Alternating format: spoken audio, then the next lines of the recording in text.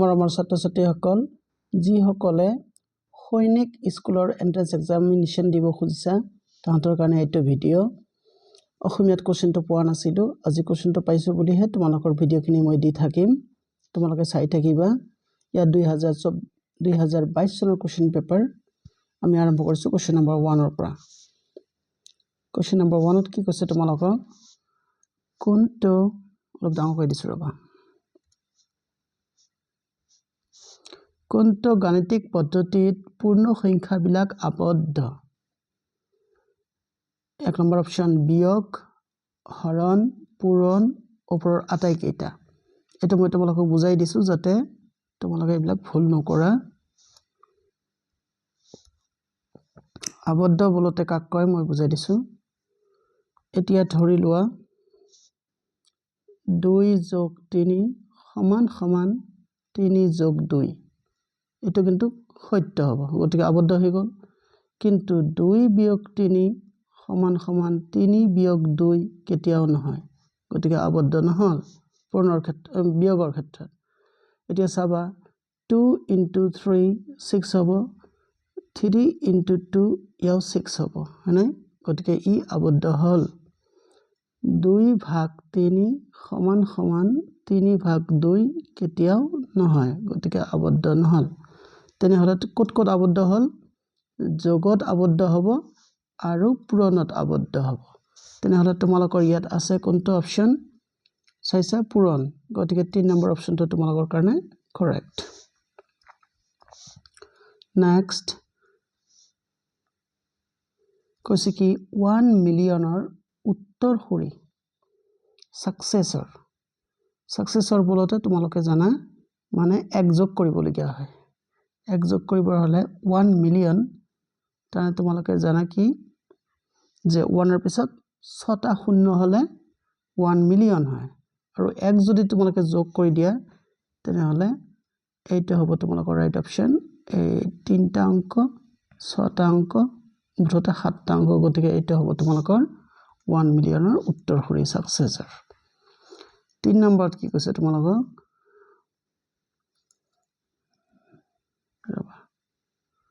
3 নম্বৰত কৈছে এনেকা কথা যে সংখ্যা ৰেখাৰ ওপৰত ও এই বিন্দুকেইটা পইণ্ট বিলাক সমদ্ৰৱৰ্তী মানে সমান দূৰত্বত তোমালোকৰ পইণ্ট বিলাক দিয়া আছে ফাইন দৈৰ্ঘ্য OP এ বৰ্ণিত ভগ্নাংশটো হ'ব OP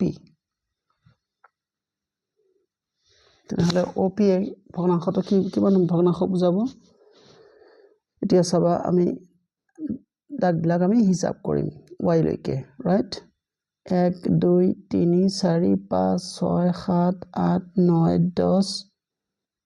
10 লৈকে আছে y লৈকে কৈছে নহয় সেইকাৰণে y লৈকে তোমালোকৰ 10 আছে সেইকাৰণে মই লিখিলো ইয়াত 10 ফাইন তাৰ পিছত এইবাৰ আমি হিসাব কৰিম p লৈকে OP যেহেতু কৈছে সেইকাৰণে p লৈকে 1 2 3 4 5 6 7 8 তেনেহলে কিমান হ'ব এইটো 8 তেনেহলে আমি ওপৰত লিখিম 8 এইবাৰ আমি কাটাকাটি কৰিম 2 দি 2 4 গুণ 8 2 5 গুণ 10 তাৰ মানে কিমান হ'ল 4/5 তাৰ মানে তোমালোকৰ 3 নম্বৰ অপচনটো কাৰেক্ট নেক্সট 4 নম্বৰত কি দিছে তোমালোকক ক্ৰমাগত যি দুটা সংখ্যাৰ মাজত 5/7 ভগ্নাংশটো আছে সেই দুটা হৈছে তাৰ কি 5/7 সংখ্যাটো থাকিব লাগিব ভগ্নাংশটো থাকিব লাগিব কাৰ মাজত আছে জানিবা 5/7 1তকৈ সৰু আৰু 0তকৈ ডাঙৰ গতিকে তোমালোকৰ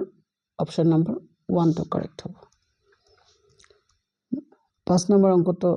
বুজাই দি মই তোমালোকৰ ভিডিঅটো অফ কৰি দিছো দীঘলীয়া হ'ব নহলে 5 নম্বৰত কি আছিল উল্লেখ কৰা ভগ্নাংশবোৰৰ মাজত কোনটো ন্যূনতম সবতকে সৰু কোনটো এটা কেনেকৈ উলিয়াবা তোমালোকে শৰ্টকাট উলিয়াবৰ হলে বেলেগ এটা নিয়ম আছে যদি হেটো নিয়ম তোমালোকে ফলো আপ নকৰিবা কাৰণ দীঘলীয়া হ'ব তোমালোকে সিধাই ডিভাইড কৰিবা শৰ্টকাট 4ক যদি আমি 5 দি ডিভাইড কৰো কিমান বাদ যাব 0.08 তাহলে 4/5 কিমান হৈ গল আচ্ছা এটা 0.8 হল ফাইন ঠিক তেনেকে তোমালোকে 5/3 যদি তোমালোকে ডিভাইড কৰা 1 টাইম 3 বাকি থাকিল 2 তাৰপিছত পইণ্ট ললা 0 6 18 6 তাৰ মানে এটা হ'ব কি 1.66 ৰবা লিখি দিছো এটা হ'ব তোমালোকৰ 1.66 গল এটো তাৰপিছত আছে 5/6 ঠিক তেনেকে আমি 5/6ক আমি হৰণ কৰো 5ক 6 দি আমি হৰণ কৰিম damn it 5ক আমি 6 দি হৰণ কৰিলে ভাগ না যায় 0 ডেসিমেল তেন্তে 5 6 গুণ কিমান বাৰ যাব 6 8 গুণ এটা হ'ব তোমালোকৰ 6 8 গুণ 48 বাকি থাকিল তোমালোকৰ 2 damn it 2 থাকিল বাকি ডেসিমেল লৈছা 0.0 6 3 গুণ কিমান হ'ব 18 এটো 8.3 লিখিলা তোমালোকে এটো আছিল 8.33 আৰু লাষ্টলি আছে 5/2 5/2 তোমালোকে হৰণ কৰা এইবিলাক কিন্তু খুব স্পিডত কৰিব লাগিব 5ক তোমালোকে 2 দি হৰণ কৰিলে কিমান হ'ব 2 2 জাৰ 4 1 ডেসিমেল 0.250 তেনে 2.5 এটা হ'ব তোমালোকৰ 2.5 এতিয়া আমি চাব পাৰিম কোনটো সবতকে ডাঙৰ কোনটো সবতকে সৰু আচ্ছা এইটোত মই অলপ ভুল কৰিছো ৰবা 5/3 ক যেতিয়া ডিভাইড কৰিবলৈ গৈছো কভাৰ কৰিছো ৰবা 5ক আমি 3 দি ডিভাইড কৰিলে ফাৰ্স্টে 1 টাইম 3 তাৰপিছত 2 ডেসিমেল 0.66 তাৰ মানে তোমালোকৰ হ'ব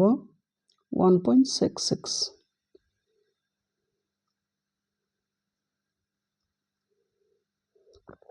1.66 ঠিক আছে 5/6 ক ডিভাইড কৰিবলৈ যাওঁতে আমাৰ কি হ'ব এইটোত খেলি মেলি আছিল 5ক আমি 6 দি যদি ডিভাইড কৰো ভাগ না যায় ডেসিমেল 0 6 8 গুণ 48 2 0 কিমান হ'ব 6 তো নহয় 3 টাইমস 83 0.83 এটা আছিল 0.83 এতিয়া তোমালোকে অনায়াসে কৰিব পাৰিবা এটো কিন্তু তোমালোকৰ এটাত মিলি গৈছে তাৰমানে এটা শূন্য তোমালোকে বঢ়াই দিব পাৰা 80 কোনটো ক্ষুদ্ৰতম এতিয়া ক্ষুদ্ৰতমটো উলিয়াব লাগে ৰাইট তেনেহলে চাইছে ইয়াত আছে 83 ইয়াত আছে 80 তেনেহলে ক্ষুদ্ৰতম কোনটো হ'ব নিশ্চয় আমাৰ 1 নম্বৰটো আশা কৰিছো তোমালোকে ভিডিওটো ভাল পাবা লাইক কমেন্ট শেয়াৰ কৰিবা আৰু টিউনিং হৈ থাকিবা তোমালোকৰ এই পৰীক্ষাৰ আগদিনাখন লৈকে তোমালোকৰ ভিডিওবিলাক দি থকা হ'ব তোমালোকৰ হেল্প হ'ব চোৱাৰ কাৰণে ধন্যবাদ